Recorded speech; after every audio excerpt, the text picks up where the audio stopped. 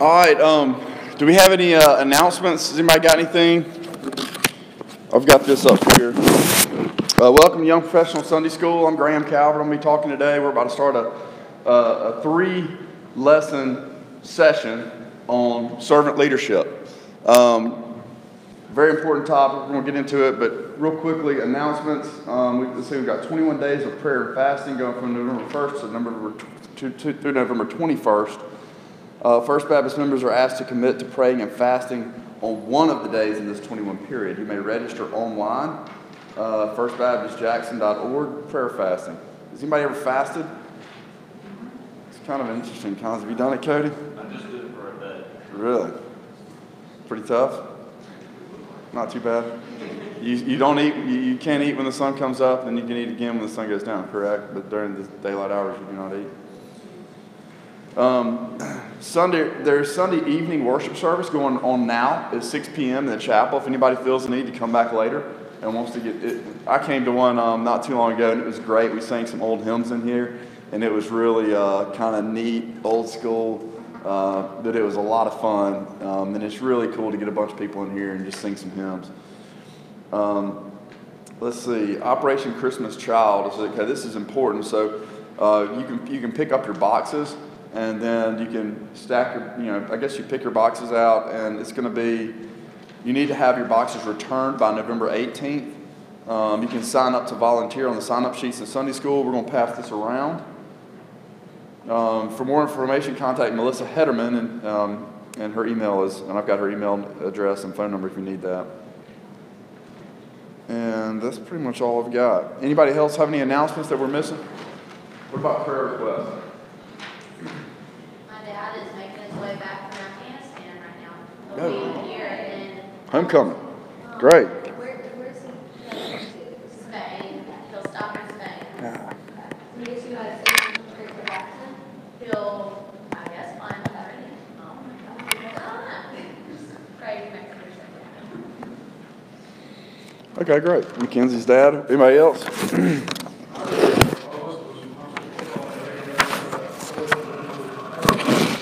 Ended up passing. Very, very sad deal. Really sad deal.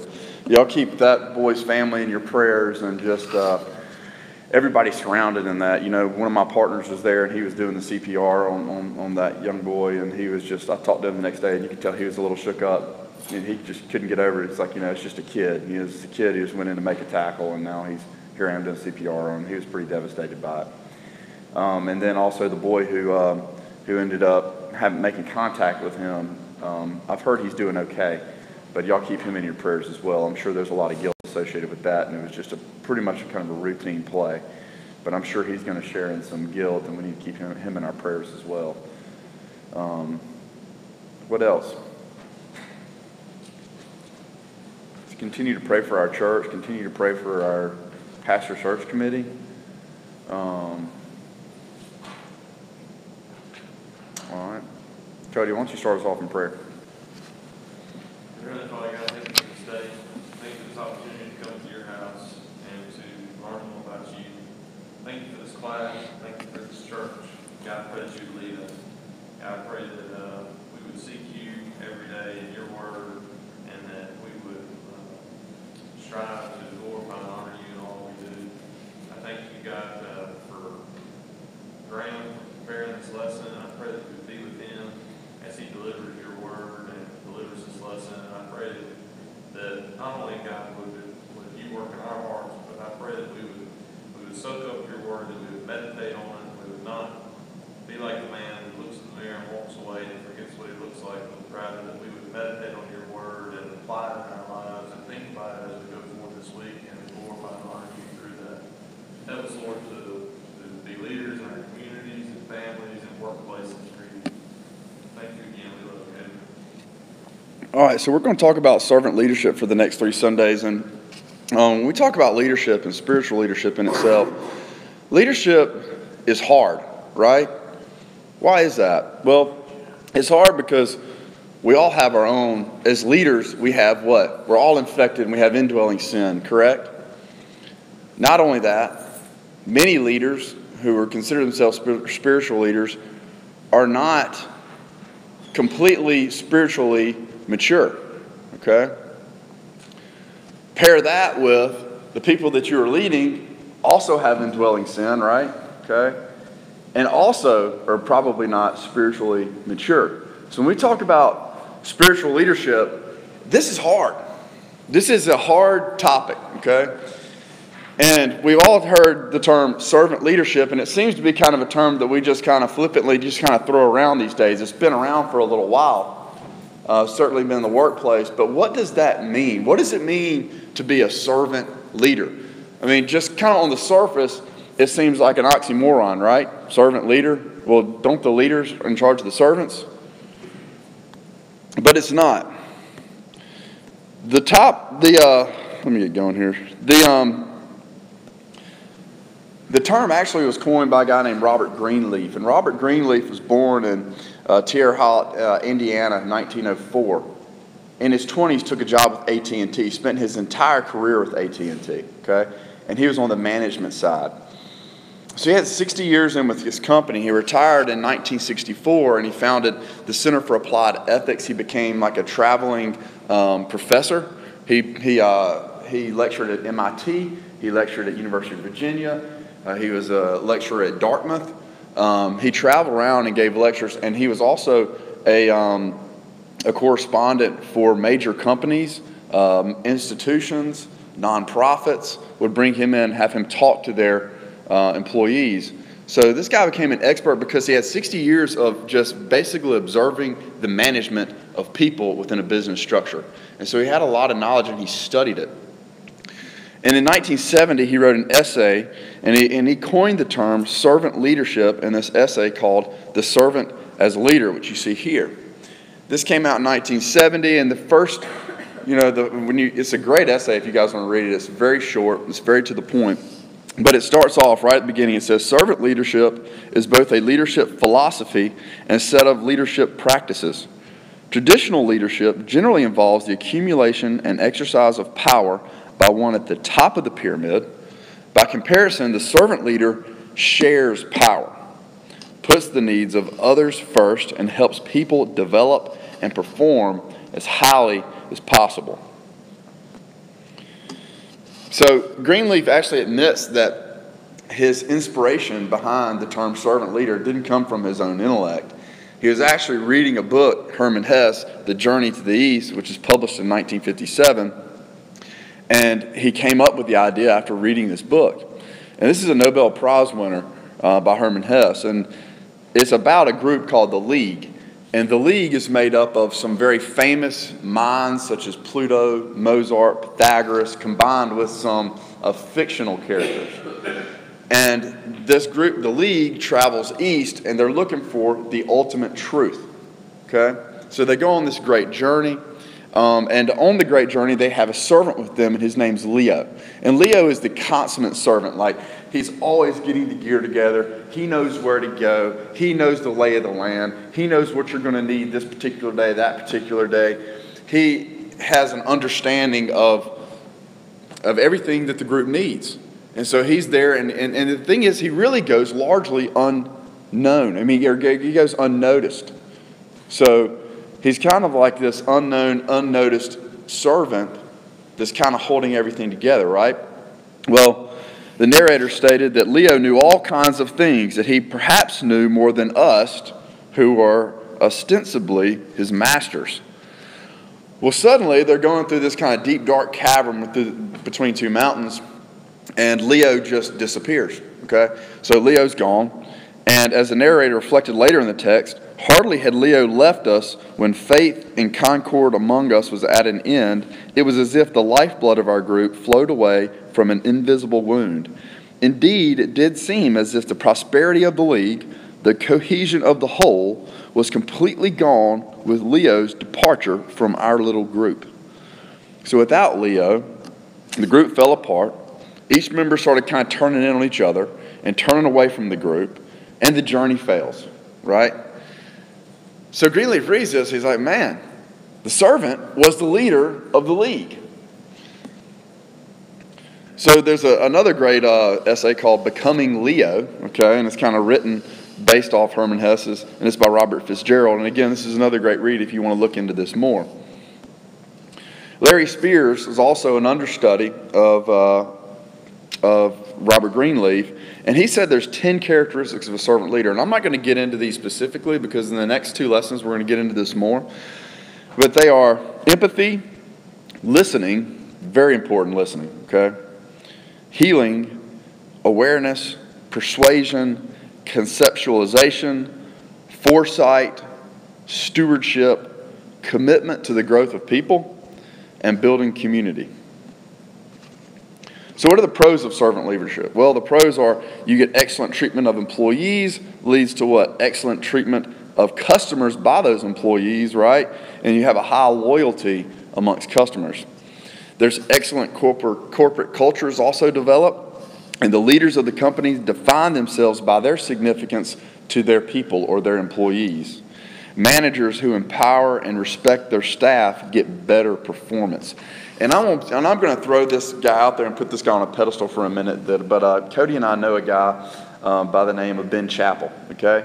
And Ben Chappell used to be a member of this church. He has now moved to Birmingham, but he has a business called Interior Elements. And I don't know if you guys, many of you probably remember Ben. But one of the most fascinating things that I learned about Ben when I first got to know him, and I realized I'd kind of heard of his successes before I ever met him, that he had taken this company, that Interior Elements, in the middle of Jackson, which is a commercial furniture supply company for big businesses. So say we're building a building and we need office furniture. Well, this company is going to supply us with all the office furniture. They're going to design where we're going to put the furniture, and they're going to accumulate the furniture for us, and they're going to put it in our office building. That's what they do. Well, this company was failing around the time of 2007, 2008. Ben came in and bought the company. He'd worked for a subsidiary company that supplied this company with a certain brand of furniture. And so he knew the market very well. He came in and bought this company kind of at the low point in the market and turned it into probably, what would you say, Cody, probably the biggest company that supplies office supply furniture in the Southeast. Very, very successful. Was named Auburn's Young Alumnus of the Year because of his successes. You graduated from Auburn. And so, but very successful guy. And one thing is, you know, I knew about his position and his ownership in that company, and I've asked him about it before and been like, so tell me about your company. Tell me about Interior Elements. Like, aren't you like the owner? I mean, aren't you kind of like the leader of that company? And he would never admit to that. He'd be like, well, I'm what you maybe call a principal, but I'm just kind of the guy who I get in the trenches and we kind of work on it as a team. It's really a team that has this is why my company does what it does. And he always deflected from himself and made his employees sound like they were the reason why his company was so successful. He always did that. And likewise, if you ever talk to anybody like Creighton Hardy or any of the guys who worked for him, okay, they always, if you ever ask them, well, hey, tell me about Ben. Like, what is Ben, he's in charge of the company, right? Well, yeah, I mean, he's in charge of the company, but he's like one of us, he's in the trenches, and every day we get together and we all go out as a team and we find new business and we make sure our customers are taken care of. And but he's like I guess you say he owns it, but he's like a team member. And they all talked about how great the company was, how great their position in the company was, and it was a team and a great company and a very successful company. And I've heard Ben talk about servant leadership probably more than I've heard anybody talk about servant leadership. Like when we're working out on F3, he always talks about servant leadership. Servant leadership is very important to him, and I'm convinced it's why his company is so successful. So, differences between these two philosophies. If you have a boss, he demands, right? But a leader coaches. You have a boss, he relies on authority, but a leader relies on goodwill. A boss issues ultimatums, a leader generates enthusiasm. A boss says I, a leader says we. Boss says people, leader develops people. Boss takes credit, leader gives credit. Boss places blame, leader accepts blame. Boss says go, leader says let's go. Boss says my way is the only way, and a leader says there's strength in unity. See the difference? But servant leadership is not a modern philosophy. It really is not. It goes back and it is very, very biblical, okay? And if you look at Jesus, Jesus repeatedly calls his apostles, right, his disciples, to be what? Servants, right? And if you read through the Gospels, you see it time and time and time again that Jesus is a servant and he calls his apostles to be servants. In Matthew 20, 26 through 28, he says, "It shall not be so among you, but whoever would be great among you must be your servant, and whoever would be first among you must be your slave. Even as the Son of Man came not to be served, but to serve, and to give his life as a ransom for many." And I want somebody to read John 13. Does anybody have their Bible open? Could somebody read John 13 for me? Because this is the ultimate act of servanthood that Jesus portrays to his disciples. And just a little background before we start reading. Jesus had basically found a room where he could have his Last Supper the night before he's crucified, right? And we all know the story, right? The 12 apostles come in, they have dinner, right? But because this was a secret meeting, okay, in any other sort of traditional dinner party at that day and age, the lowest servant in the house would meet you at the door and would wash your feet. The lowest servant in the house, okay? In Jerusalem, everybody wore sandals. It was very dusty, not a lot of rain. Everybody's feet were very dirty. And so at a dinner party, the first thing you do is you come in, and the lowest servant in the household washes feet. So let's read. Who's got it? I read it. Now before the feast of the Passover, when Jesus knew that his hour had come to depart out of this world to the Father, having loved his own who were in the world, he loved them to the end. During supper, when the devil had already put it into the heart of Judas Iscariot, Simon's son, to betray him, Jesus, knowing that the Father had given all things into his hands, and that he had come from God and was going back to God, rose from supper. He laid aside his outer garments, and taking a towel, tied it around his waist. Then he poured water into a basin and began to wash the disciples' feet, and wipe them with the towel that was wrapped around him. He came to Simon Peter, who said to him, "Lord, do you wash my feet?" Jesus answered, "What I am doing you do not understand now, but afterward you will understand." Peter said to him, "You shall never wash my feet." Jesus answered him, "If I do not wash you, you have no share with me." Simon Peter said to him, "Lord, not my feet only, but also my hands and my head." Jesus said to him, "The one who is bathed does not need to wash except for his feet, but is completely clean. And you are clean, but not every one of you." For he knew who was to betray him. That was why he said, "Not all of you are clean." When he had washed their feet, he put on his outer garments and resumed his place. He said to them, "Do you understand what I have done to you? You call me teacher and Lord, and you are right, for so I am. If I then, your Lord and teacher, have washed your feet, you also ought to wash one another's feet. For I have given you an example that you also should do just as I have done to you. Truly, truly, I say to you, the servant is not greater than his master, nor is a messenger greater than the one who sent him. If you know these things, blessed are you if you do them. I am not speaking of all of you. I know whom I have chosen. But the scripture will be fulfilled. He who ate my bread has lifted his heel against me. I am telling you this now before it takes place, that when it does take place, you may believe that I am he. Truly, truly, I say to you, whoever receives the one I send receives me, and whoever receives me receives the one who sent me." You can stop there. So we got the story, right? So basically the apostles show up, and the leader, the teacher, okay, washes everybody's feet. I mean, Jesus at this point is at the ultimate level of authority. I mean, he realizes he's about to go die on the cross. He's about to save this whole group of humanity, mankind, from their sins, and he realizes his power over the world at that point. And what does he do? He washes their feet. He becomes the ultimate servant, okay? And then he calls the rest of us to be a servant. So today we've just kind of scratched the surface, you know. We're going to get more into this, but we need to live to serve. And how do we do that? So servant leaders lead people, right? They care for people. They listen to their concerns. They love people under them. They're willing to roll up their sleeves and work hard themselves. Some people like look at servant leadership and they say, oh, servant leadership, that's just, you're constantly being the good guy. You're not tough. Well, look at Jesus. How tough was Jesus? He was a tough leader, right? You're not necessarily, carrying people on your back, but really what you need to look at is you're carrying people in your heart, right? Because you truly care about these people who are under you. Take the initiative without being asked. It's very important.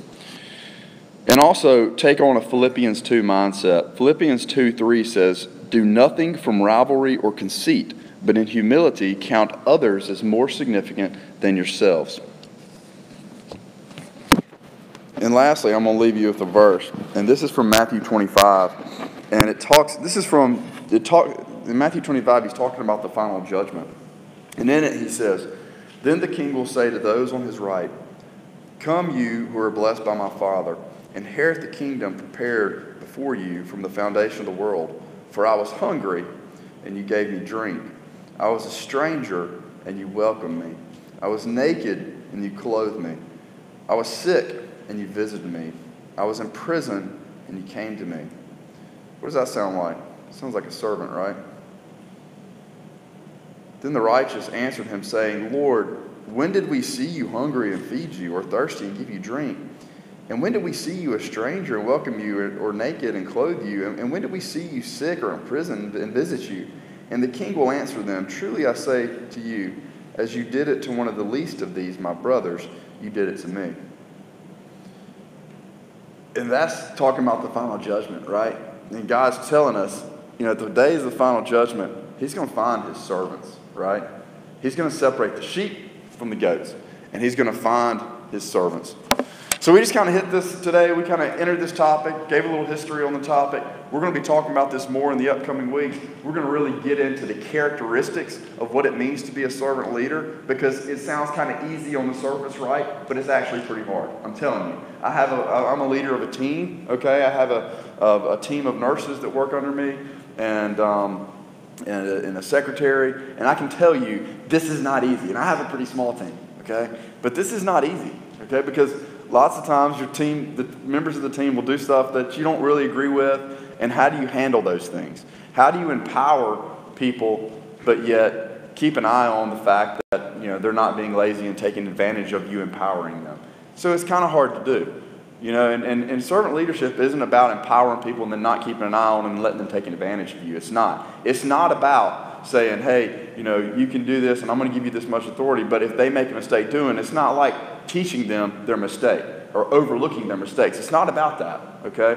As a servant leader, you are allowed to critique the people who are under you and let them know that, hey, your effort may not have been good enough here, okay? And I need a better effort, in this area. So it's okay to do those things. And we're going to get more into this as we move on in the next couple of weeks. Does anybody have any questions or any thoughts about this? One of the most incredible things that really hit me hard as we've been discussing it is that Jesus even washed Judas' feet and fed him. That is, I don't know why this hit me. I've heard it 1,000 times. Yeah. But that is just incredible. He knew. Mm-hmm. Yet he lowered himself, if you want to call it that, to wash his feet and actually serve them and be there with him. Wow. That's yeah. an incredible thing. Isn't it? He says love your enemies, but then he actually does it. He did it. That's a great observation. Anybody else? We talked about briefly in one of our MBA courses. The article we read was talking about servant leader when you're not in a leadership role. And that's really, it kind of helped me a lot of work because I'm not, don't have a leader. I'm not a manager or anything, but, right. you're on a team, you can right. take that role. People still look to you. That's right. If we're not happy with what's happening with us. Yeah, you're right. The servant leader is not necessarily, you're in control, it's taking the initiative. That's a very good point. Yeah, and he does talk about that in other essays where he says if you want to try to grow in this corporate model, then you have to be the servant, okay? Because eventually people realize that, hey, we got a Leo amongst us, okay? This guy, he's not in charge, but he perhaps needs to be, because the whole group runs easier when he's around. So servant leadership does not go unnoticed within a corporate structure. from the top all the way down. Anybody else? Well, kind of like what John was saying, and I'm thinking about my own daily life. I'm not in a workplace, but I do have opportunities to be, a servant like Jesus, just the mom kind of situation I'm in, or, Bible study, or kind of wherever God has me. And, there's a lot of times where it's really, really hard to kind of be that servant, because you kind of have to go against what your flesh is telling you to kind of handle that situation. But I feel like the only way, it's not to try harder, it's really just to depend on God to help you. I think that's really the only way that you can be like Christ in our lives, is to totally depend on Him to help us. I mean, a homemaker is an ultimate servant. And I see that in my wife. It's the ultimate servant. It's the ultimate servant, the servant that does not get the credit, that kind of holds things together. So, you women are to be commended. And also, but being a servant leader, what's that teach your children? If they see you doing it, then what's that teach your children? You're passing on a legacy for sure. It's kind of the ultimate place to be a servant leader, really. Servant leadership is ultimately, it is displayed in incredible detail in that chapter in John, but it's really throughout the Gospels, and especially where Jesus is trying to teach His disciples, to be that way. And by their innate, desire is to not be that way. Right. They all want to argue is who's going to be greatest in the kingdom of God amongst us. Yeah. Which one's going to be the greatest? That's kind of constant throughout. Yeah. They're like, I'm really better. Right. And even James and John's mom who comes and requests that they be seated at God's right hand, Jesus' right hand in His kingdom. I mean, it was always about trying to be like the most knowledgeable and the best, disciple. And He was constantly telling them, you guys just don't get it. Yeah. You want to be the greatest, you got to be the least. And that's just a hard thing for humans to get. It's just so contrary to what, culture teaches. Yeah. It's contrary a little bit to the American dream, It is. Well, and to that, I was going to say, it makes me think about who God chose to write over half the New Testament, and that's Paul, right? He was the biggest servant ever. And in every one of his books, he's telling the churches what they need to do, but he never says that before he says, I'm the chief among sinners myself. So he always remembers where he is and puts himself at their level before he gives them advice or leadership. Yeah, and we're going to certainly get into that. You have to be humble to be a servant leader. You have to be humble. That's like point number one.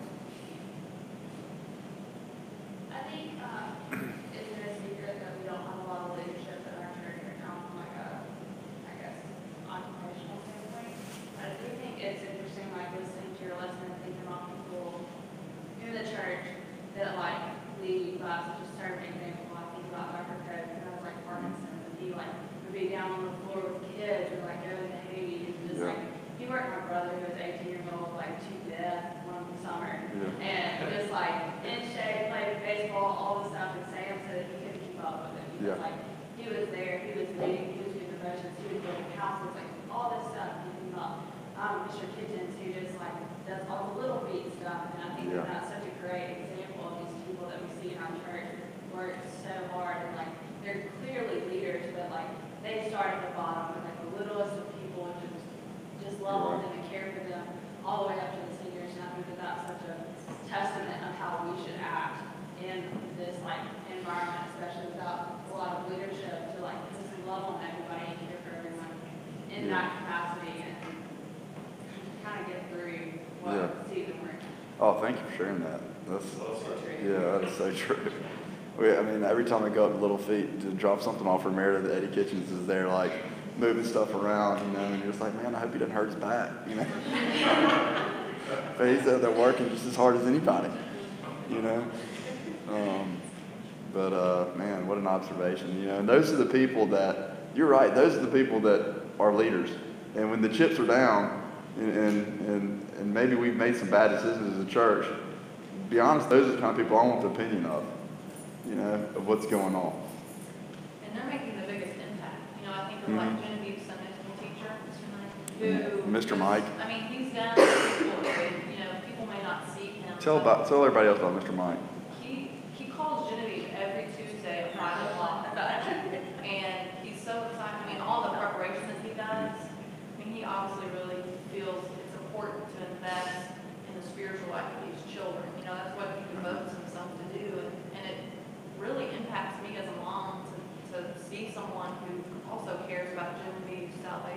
as I do. Right.